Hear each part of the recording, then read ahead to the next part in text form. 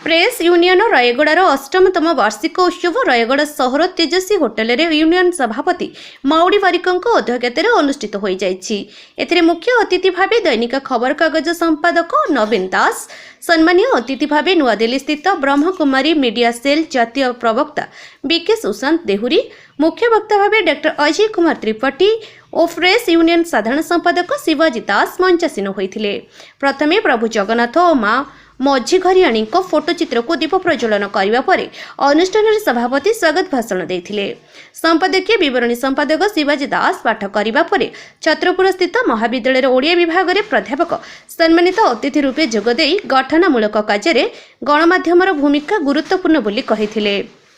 नागदर्शन को भय नहीं, पानीर गभीरता को खातिर नहीं, अनुकूल प्रतिकूल परिस्थिति रे काम करिबा जने सांबादिक आभूषण बोली कहिथिले। अपर पक्षे प्रजापिता ब्रह्मकुमारी अनुष्ठान जातीय प्रवक्ता तथा मीडिया सेल संयोजक बीके सुशांत देहुरी मुख्य वक्ता रूपे जोगदे दिव्य चेतना और सांबादिकता परिपूरक जने सांबादिक निज अंतरात्मार स्वर उपस्थापना कले समाज रे संस्कार आसीपार। निर्भय खबर कागज संपादक नवीन दास मुख्य अतिथि रूपे जोगदे मु कहीं सांबादिकटीए हेली उक्ति निज जीवनर उत्थान और प्रतिप्रधों उपर आलोकपात करथिले। गाँ राजनीति और गाँ विकास तथा कही शासनर कथा को ग्रहण करुनथिबा गाँटीए केते जे उपेक्षित से विषय प्रांजल भावे बुझाइथिले।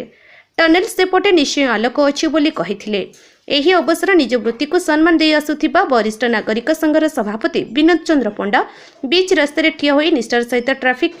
नियंत्रण करुथिबा गृहरक्षी अशोक कुमार पाढ़ी और जरा आश्रम परिचालना करुथिबा दंपति गुणानदी बाउरी और उषाराणी शतपथी को सम्मानित करा जायथिला। कार्यक्रम शेष में यूनियन कोषाध्यक्ष रश्मि रंजन द्वारा धन्यवाद अर्पण करथिले। एही कार्यक्रम में स्थानीय विधायक मकरंद मुदुली, बिजली वरिष्ठ संगठक यालाकोंडा बाबू और जिलार समस्त सांबादिक, वरिष्ठ नागरिक, विभिन्न अनुष्ठान सदस्यगण उपस्थित थिले। माउडी बारिक प्रेस यूनियन सभापति देखो आमर ये अष्टमतम वार्षिक सभा पालन होती जो अतिथि मान डाकी आमर लक्ष्य गोटे जे किसी ज्ञानी व्यक्ति मान डाकिबा से किसी सांबादिक बंधु मान जो डाकी से ज्ञान दे पारे जहाँकि किसी आमर जो फील्ड जो काम कर रिपोर्टर मैंने से किसी फायदा हम आ सहित आउ जड़े जो आम प्रोफेसर जन को डाकी गोटे साहित्यिक आर साहित्यर शब्द जो जो मैंने उपस्थित से बांधि रखते सहित ओम शांतिर जन को नुआ दिल्ली से डाकी जो भाषा थिला जो सामाजिक मान चेतना थिला से संपूर्ण भाव में से उपस्थापन करते जहाद्वारा आम सांबादिक भाई मान बहुत लाभ हम एवं आमको जो आयोजक हिसाब से आम धन्य मन कर गोटे स्पष्ट भाव में कहि आम जो कौन आम कार्यक्रम करूँ से कार्यक्रम में जो अतिथि मैंने आसी था से जो वक्तव्य थाए से वक्तव्य लोक मान किसी दिगदर्शन हो आ कि शुणा भाया जिनस और शिखा भाया जिनस यह आम लक्ष्य आज